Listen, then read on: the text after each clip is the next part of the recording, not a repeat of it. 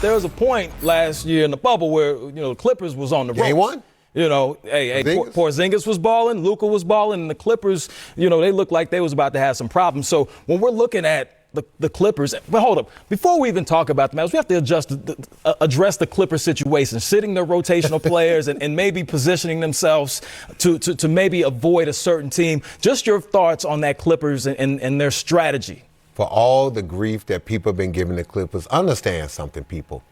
The playoffs are about matchups, all right? Why would you play the Lakers in the first round with LeBron James and Anthony Davis with the number one defense in the league? Oh, by the way, they're the defending NBA champions. Why would you play them in the first round if there's any possibility to avoid them? So the Clippers did the right thing. Man, you don't want to play a team that you know that can take you out in the first round because they've had injuries and dropped unexpectedly. So when you look at this Clipper team, man, look, it all goes through Kawhi Leonard and Paul George. We know what that guy right there, Kawhi Leonard's going to do. It's Paul George. Is he going to finally step up and be the playoff P that he named himself? Yes. Look, man, when you get to the playoffs, that's what it's about, man. Paul George is a great player. He's done it in the regular season. But now he's on a Clipper team with Kawhi Leonard that, quite honestly, is expected to compete for a championship and come out the West. And so he's got to step up big. And the thing that's scary, if you're the Clippers, if the big fella Porzingis is healthy and he can find his timing and stay healthy throughout the series, go back to game one in the bubble. Porzingis was rolling. Dallas was playing with a lot of confidence. They had the Clippers on the rope. The big fella goes down. If he can stay healthy throughout this series, Luka is not afraid of Paul George and Kawhi Leonard defensively at all. You can't speed him up. So the key is we know what to expect from Kawhi. One, what is Paul George going to do? And is Serge Ibaka and some of the other guys going to be healthy from there? That'll be interesting to see. Listen, Kawhi Leonard, he's only played 7 games since April 9th. He hasn't scored 30 since April 9th. So questions about that. And, Paul was trending for all the wrong reasons. Way off P. They were calling him all these names. But that guy we just saw the clips of Porzingis, they need Serge Ibaka because Porzingis can take you 30 feet out. He can shoot the three. He can put it on the floor. He can do a lot of things that Zubac can't do to defend. That's why you need a mobile Serge Ibaka who can go out and challenge him at the three-point line, but yet physical enough and has shot blocking capabilities enough to challenge him around the rim. We need to see playoff P back. I want to see playoff Luka as well. Can't wait to see that series. But then you have the Joker. MVP? Yes. MVP, go ahead and say it. The most triple-doubles by a center since Wilt in 1968. Listen, they've lost Jamal Murray. However, 13-5 since he exited the lineup with that horrible injury. You hate to see that.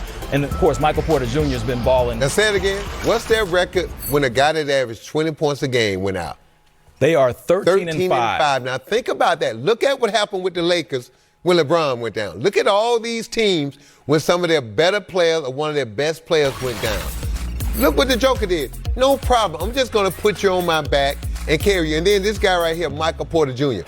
Man, look, those 12 points a game, 13 points a game are not doing him justice because since Jamal Murray went down, I got to believe he's at around 20, 22 points a game, and he has just been balling. Look, I don't think Denver can make a deep, deep run in the playoffs without Jamal Murray, but I'm afraid of this team if you got to play them because the Joker, Michael Porter, Aaron Gordon, they're big, they're athletic, and if they can just get enough guard play, we know those three guys can get it done. This is going to be a tough matchup for who's got to deal with Denver. Coach, you know what you're talking about. Michael Porter Jr., since that injury, he has averaged 24 points per game. And I didn't give him enough. I said 22. Hey, either way, the Nuggets are a problem. Yep. Can't wait to see them go up against Dame and company, CJ and them. It's going to be amazing. The playoffs start in about a week. Play-ins on the way. But before we go there, we got to talk about, listen, you cannot tell the story of basketball without mentioning eventually made their way to the NBA Finals.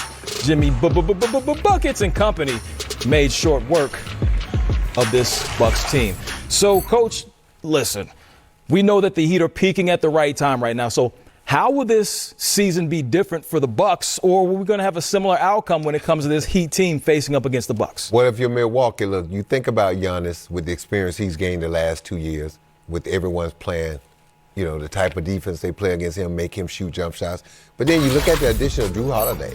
I mean, look, Drew Holiday is a difference because, to me, the Bucks, where they've come up short in the playoffs is at the guard play. Well, the addition of Drew Holiday changes all that because this is a guy now that Coach Pete and Coach Bud has a lot of options at the end of the game. We know he can go to Giannis. We know he can go to Chris Middleton, but now he can go to Drew Holiday at that backcourt position. You look at those numbers, almost 20 points a game, 7 assists, 4 rebounds, 45% shooting. So he is the difference maker. I think we're not going to have a repeat of the last 2 years of the Milwaukee Bucks. I think with the addition of Drew Holiday, the way they have played, they didn't dominate the regular season like they did the last 2 years. And that was okay, because what did the best record the last 2 years get them? Nothing. So I think Coach Bud approached this year different. He coached his team throughout the 72-game season to get them ready for this moment right here, the playoffs, because we all know it's about playoffs or bust for the Milwaukee Bucks. There's no turning back. They either get it done or there may be some changes in Milwaukee. I think some people there want to avoid those changes. And Drew Holiday, on both sides of the ball, his impact. And they're locked in. You think about it. They went all in. Middleton got paid. Giannis got paid. Drew Holiday got paid. Hey, now, I done put something on your plate. Guess what the owner expected? Put something on mine. Indeed. Couldn't be said better. Exceeded expectations, overachieved, culture change. But we'll focus on the New York Knicks right now, the best record that they've had in years, the first time they've had a winning record since they went to the playoffs 7 seasons ago. And Julius Randle, his numbers have been outstanding. All of a sudden, he's most all improved NBA player. Most improved. Second or third, first, I don't know which team, but he's on one of those teams. He's a top 15 player in the league, and he's a marksman now, shooting over 40% from three. So all this greatness that has come of the Knicks this season, I need to understand, how are the Hawks going to stop this bull in the china shop who's developed this game? I'm going to tell you this. The Hawks as a team actually have more talent than this New York Knicks team, but this is the difference. Mentally tough, physically tough. They know who they are. They know what they have to do to win. They're going to play through Julius Randle. He's going to spread the ball. He's going to knock down threes. He's going to drive the ball, suck the defense in, and then he's going to pass it. But the biggest improvement for me is his decision-making and his defense. Look, Tom Thibodeau has unleashed the reins offensively. Look, you can take any kind of shot you want as long as you commit to defense. And Julius Randle has committed to defense, his Knicks team has. So it's going to be interesting because the Hawks have more talent and more depth, but New York got home court, and they just got this 72-game moxie that they built up over the season to where they just feel like they deserve to win and advance. So the Hawks may have more talent, but I think the Knicks can get it done because they have that pivotal Game 7 at home if needed. Julius Randle averaged. And, by the way, they beat the Hawks 3 times this year. Well, you took the words out of my mouth. Julius Randle averaged 37, shot 58%. Hawks went 0-3. They held Trae Young to 21% shooting. They're going to beat him up, man. 3. So what's the game plan for the Atlanta Hawks to counter? They got to up-tempo. They got to spread the floor. And they got to try to get the Knicks to play fast. All right? If you let the Knicks play at their pace, they're going to be tough. They're going to grind you down and beat you up and make the game ugly. But Atlanta got to get out. They got to open the floor. And that young man right there, Trae Young, he's got to get loose because what the Knicks have been doing, they've been using the size of those guards in that physical play to beat Trae Young up, and they're forcing him to certain spots of the court. And so what Trae Young's got to understand is Tom Thibodeau is a master when it comes to designing defense to shut people down. So he can't take the bait. All right, He's got to attack, but he's got to be ready to move the ball. And if they keep the floor spread and their shooters, Bogdanovich and Herter and some of those other guys can knock down shots early and open things up, then the Hawks got more than a better chance to beat this team because they have more talent.